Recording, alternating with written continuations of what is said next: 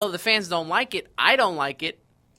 But they're going to have to end it somehow. They've been building this story since, what? Survivor Series? Yeah, but here's the thing. Are they going to continue with it and just drag it out with the whole authority nonsense? I feel like the whole authority screwing over this wrestler, that wrestler, it's tiresome. We've seen it already. We need something fresh. Have somebody turn heel. Maybe have a corporate or authority champion who decides, you know what? I'm going to align myself with the authority. It's been done. I mean, and yes, it's been done with Seth Rollins, but he got hurt, and it wasn't really finished the way they wanted it to be. So why not have somebody else? Maybe have him come in, maybe get a new attire, you know? Were you talking about Roman Reigns Yes, we're talking about Roman Reigns here. I'm sorry I didn't. No, because you said Seth Rollins, so. Well, it was started off with Seth Rollins becoming the authority champion, but then he got hurt, so we don't know how the story was going to unfold. But why not have him almost do kind of a mix between how Vince McMahon wanted The Rock, he got The Rock, and then how Vince McMahon got Stone Cold and got him in a suit and tie, remember, and had him strutting around corporate champion, and then he ripped it all off. But maybe you continue that and have the corporate champion for a little bit, and how he has enough heat already. Why not get more heat? I don't know if they're going to turn him heel. I don't think so either. Not right now. No. It makes no sense to have a heel champion all year long for the last couple of years and then automatically just turn Roman Reigns heel. Well, if you think about it, they really haven't had a face champion for a while. Because think of it this way. You had, before Seth Rollins, Brock Lesnar was a champion, but he was supposed to be a heel. I mean, he was over with the fans. They had John Cena, but nobody's a big fan of John Cena. The last one was Daniel Bryan, and it didn't last long. No, then you had, after Lesnar, you had Seth Rollins, who was this corporate authority champion. And even he was getting people behind him. People were cheering for him, which was kind of hard as the heel. Then he gets hurt. Then you have it vacant. Then you have Then you have Roman Reigns and Sheamus going at it for a little bit. Sheamus, not really a champion in my book. And then you have Roman Reigns win, and then you have him lose to Triple H. And now Triple H is the heel champion again. See, I'm wondering if they're trying to set us up for a Dean Ambrose, Roman Reigns feud going into SummerSlam, and then coming back to WrestleMania, the three Shield members will go at it when Seth Rollins is at full force, when he's fully healthy. That's what I'm trying to figure out. Have them, all three of them, feud together against each other, but coming into next WrestleMania. You have to change their whole dynamic. You can't. If you're going to do that, you need to have them change their attire. You're going to have to change. Ambrose is a different person, and so is Seth Rollins. But then you have that. I think that's the problem with Roman Reigns. He's still stuck in his Shield days. He still comes out with the same attire, same music, out to the crowd. I think that the reason why they put him out to the crowd is to see if he can get some fan. But it's like, yeah, he goes through the crowds and he takes selfies and he takes pictures with the fans and bumps fists with the fans. But in the end, no one really cares. No, I don't care. Do you care? He's right now listening to the crowd. Right now, the most over wrestler. The two most over wrestlers are AJ Styles and Kevin Owens. Do you agree? I would agree 150%.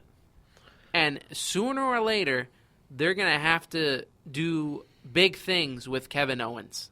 And sooner or later, they're going to have to do big things with AJ Styles, because I don't think AJ Styles left New Japan to come here to be buried and be in the mid-card. No, definitely not.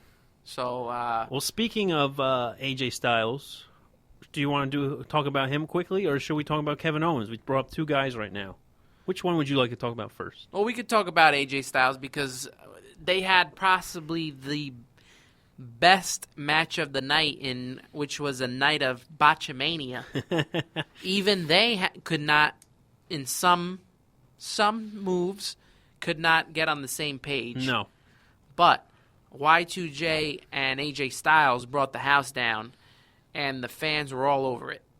They liked it. I mean, it started from when both guys entered the ring, their music hit, they got a decent pop, and then throughout the whole match, there was big cheers down to the finisher, and even at the end, when AJ Styles was celebrating, and then you have Y2J pulling him off the turnbuckle and pushing him, and then finally they did the little handshake. So I guess that feud is one and done. Yeah, we all thought Y2J was going to turn heel last night, but that seemed to not happen. So even where are we going with Y2J? Well, he's only a part-time but he's wrestler. Going to be at WrestleMania. He'll be at WrestleMania. Maybe he'll put somebody over. Who? We don't know. Maybe would we see Sami Zayn? You've talked about how you want to see him come up. Maybe they've heard us on this wonderful UCR network. You don't know. Maybe. But one person who comes to mind with me is Kevin Owens, that we talked about, how his match with him and Dolph Ziggler, that match is done. It's been over.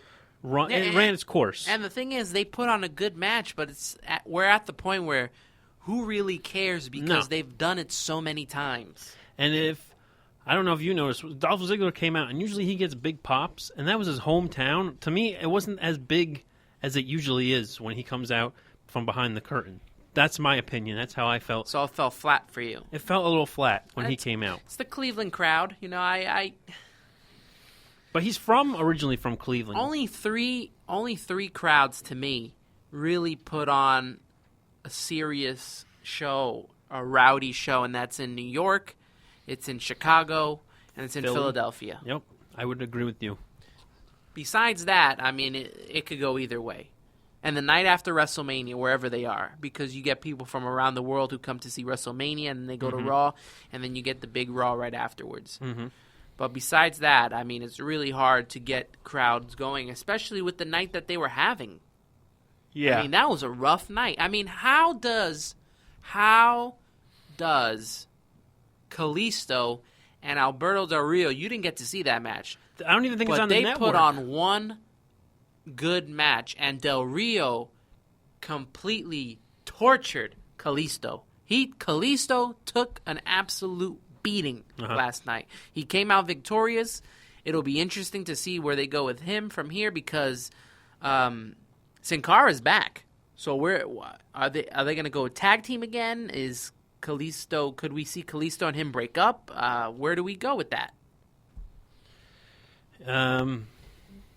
It could be interesting. I think Kalisto and him will eventually go up against each other. Two high-flying luchadores, as you could say. But here's the thing. They make so much money off both of them together with merchandise. Will they actually break them up? That's a tough scenario. Yeah, the Lucha Dragons, they've got a pretty good fan base, so that'll be pretty tough.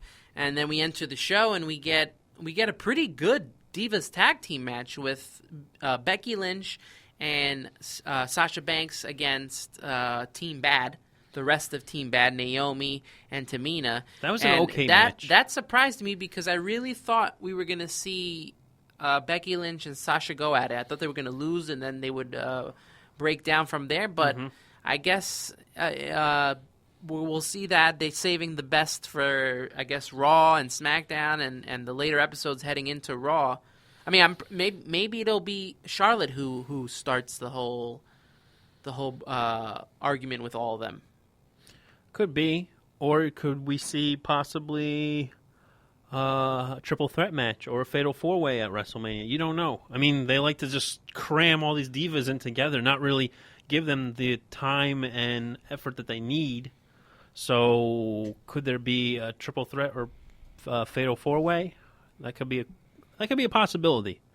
But let's take a quick break, my friend. Yeah, let's take a quick break. When we come back, not only was I shocked at the result of the Sasha Banks, Lynch, and Team Bad match, but I was also shocked at the Wyatt match, and I got a lot to talk about with that. And me both. When we come back, this is Ringside Rumble Radio here on the UCR Network. We're powered by Spreaker.com and free on iTunes. Come back with Anthony the Ant-Man and Keith Logan, the Loganator.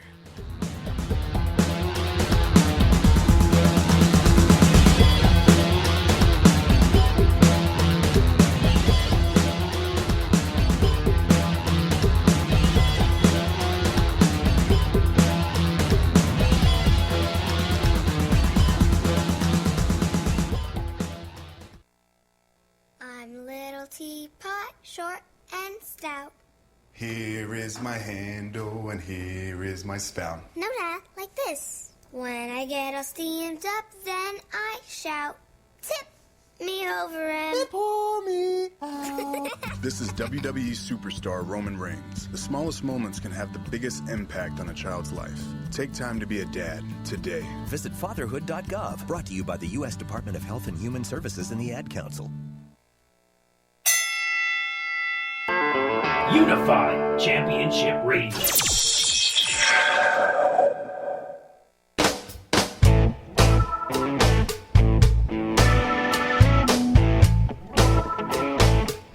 This is Ringside Rumble Radio here on the UCR Network, powered by Spreaker.com, and exclusively, well, not exclusively, you can find us on iTunes as well for free. Exclusively, we are on Spreaker. And remember to follow us on Twitter at UCR Network and on Instagram, UCR Network. We are also on Facebook. Like us. I mean, like us. Like us on Facebook. Oh, yeah, you can like us on Facebook. Facebook.com/UCR Network. And you were talking before break about the Wyatt family. Somebody's not happy, and that makes two of us. I've supported the Wyatt family for so long. When they first came out, you were big into them. You got the shirt, I remember. Yep. You were all about them. And what's happening? They lost last night to Kane, Big Show, and Little Goldberg. Ryback. He's hungry. He needs to be fed or feeding time. I mean, the big man. That does it for me. That completely does it for me. I'm done with the Wyatt family. They need to disband. They need to break up. I even think Bray Wyatt should feud with them and beat them up and just lose his mind, because that is ridiculous right now. But here's the thing. First of all, A, he didn't even wrestle. B, you had 3, maybe 4 of the slowest guys on the roster going against each other. And it was kind of just boring. Even the fans were just sitting there. Nobody really got into the match. You had the Big Show and Kane, who were pretty much just there to put over talent. But then you give them the win with Baby Goldberg, which I still don't understand. But one thing is, Luke Harper looked like he really hurt himself after the match. And that sucks because he's he's probably the best performer that was in that ring last night. But here's the thing. Did you notice who was the person who hurt him in the match? Ryback. The same guy who's been told that he hurt CM Punk and a few other guys. It seems like he is very, lackadaisical in the ring. He kind of likes to hurt people. Yes, very lackadaisical, my friend. So that kind of rubbed me the wrong way. I started thinking about that a little bit. But then these guys, they come in with all the smoke and mirrors, and they cut these promos with Bray Wyatt and how they destroy everybody on Monday Night Raw and SmackDown. Even at the Royal Rumble, they were handled poorly. And then you lose to Kane, the Big Show, and Baby Goldberg. It's like, what are you doing? What is the point of building these guys up, having them so big, and then, boom, just have them lose again to these guys who probably won't be wrestling in the next year, maybe 2. Like I said, I think it's time that if you're going to do a storyline, to break up the Wyatt family and have maybe Bray Wyatt be so angry that they lost this match and just have him go nuts. Like he loses his mind. And, I mean, what else? What else is there for the Wyatt family? What else? That's why I thought it was so bad to have put Brock Lesnar with Bray Wyatt. You're going to have him lose again. Mm-hmm. The only thing I can think of is they get angry